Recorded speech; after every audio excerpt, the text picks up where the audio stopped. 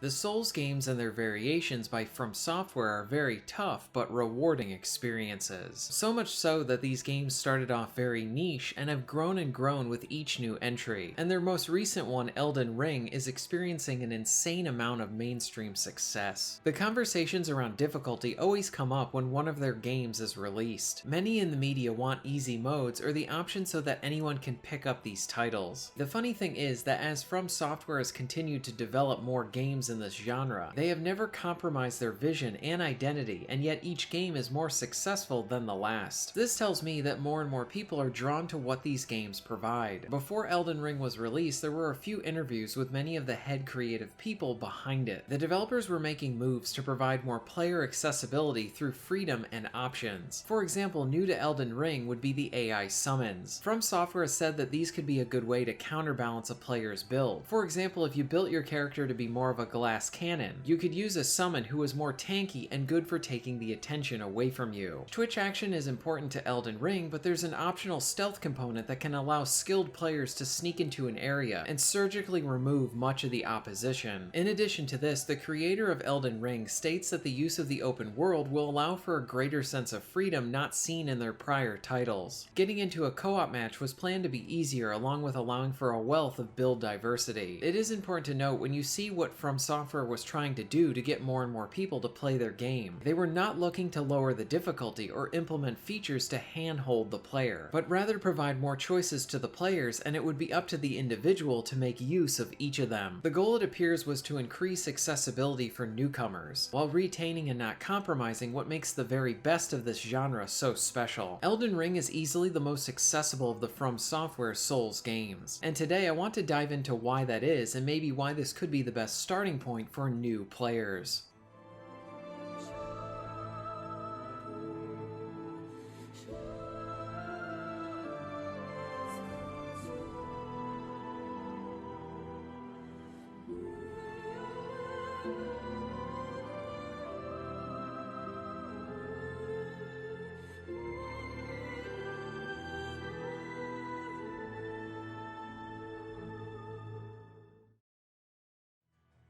The open world and how it is designed is what greatly contributes to what makes Elden Ring more accessible. Prior From Software titles are full of rich, interconnected levels, which allows for many secrets to find and a few paths to take. Now take that design and apply it to the vast space and options provided in an open world. If you hit a wall in one of the prior Souls games, you are limited on what to do. Maybe look for secrets, grind for experience, or find a few optional paths. When you hit a wall in Elden Ring, your options are amplified. Now digging your feet in and trying to learn the boss after each death is always an option as well, but you could choose to go in several other directions as a way to better your character, and then come back and try it again when you're stronger. The open world is not arbitrarily gated, so you can pretty much go anywhere at any point. You could choose to run around on your horse, grabbing additional runes and smithing stones to give you an early advantage. With a few more level ups and an improved weapon, you could find some early grinding spots either through practicing and earning runes in an enemy camp, or you can find an early game exploit where you dodge a summoned boulder and earn some quick runes. The beauty in the open world is sometimes the most obvious path is not the one you should take right now. This is even seen early in the game. Many will try to fight the tree sentinel, and he is a pretty tough foe early on, but you can opt to move around him and return back later while also pursuing a side dungeon. Some of these offer up a moderate challenge and are a good way to build up the confidence of an early player, but since the open world does not handhold you, it is up to the player to find these spots and conquer them. For example, there's an early spot called the Coastal Cave that acts as a good way for new players to face a dungeon that is moderately challenging but not impossible. It is important to note too that once you defeat your first boss, that feeling of satisfaction is so unique to this genre and will make you want to set out again to find another challenge to overcome. And for Elden Ring, much of this is facilitated through the open world and the choices it offers. The lack of restrictions and true sense of exploration and discovery acts as one of the best means to provide more accessibility to the experience, and makes this a great starting point for any newcomers.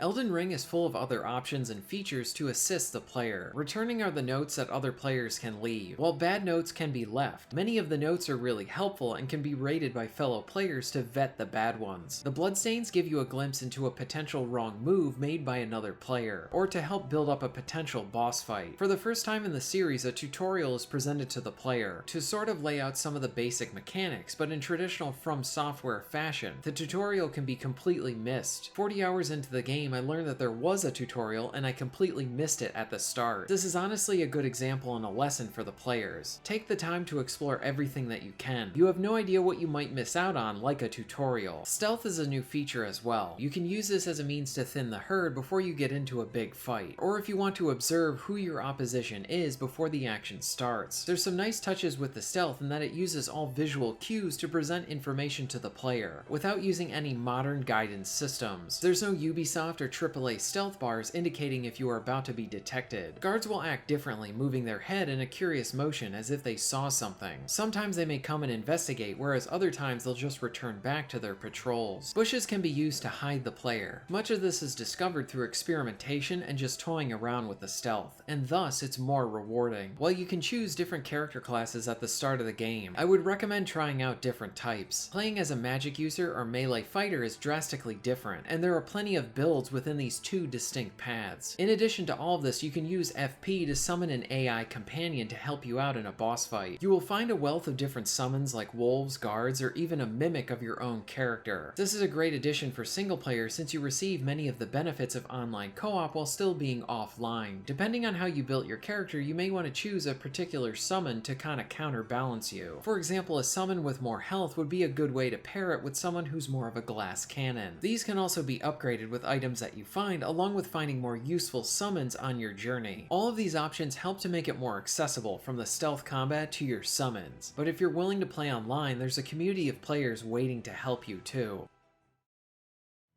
As another option for support, you can summon in friends and random allies. When you enter a new area, whether a dungeon or new open world spot, you can use an easily bought or crafted item to summon people into co-op. If you want to exclusively partner up with your friends, then make sure to put a password on. You can find many of these summonings right before a boss fight if you're looking for a random ally. While this feature was in prior Souls games, I feel like the design in Elden Ring is a bit more straightforward. The game makes a point of showing you how to do co-op, along with having a submenu within the pause screen. There is a minor amount of that Souls obscure nature to it, with needing to always have a co-op item on hand, but it is relatively easy to understand and set up in Elden Ring. If you are a new player getting into this game, I would honestly suggest that you play it with a few friends so that you can cooperate both directly and indirectly. The direct nature comes from joining a friend's game and helping them to defeat a boss together. Indirectly comes from all the discussions and conversations you both will have as you try to tackle and conquer the game. I generally like the Souls community that either forms in your own friend circles, or from meeting new players online for the first time. Since the game is very tough and calling on another player is encouraged to defeat some of the fights, it creates this pay-it-forward type of design. Now there are in-game rewards like additional runes and earning more rune arcs from helping people, but there is also this sense to try and help someone that is struggling through an area that you were just in. It is sort of like we are all in this together mentality that comes from these games. I can honestly say that randoms have helped me out a lot in many tough spots. I do think Elden Ring is best played with friends, but if you have none who are interested, then there are plenty of online communities if you're looking for partners or someone to summon to defeat a tough boss.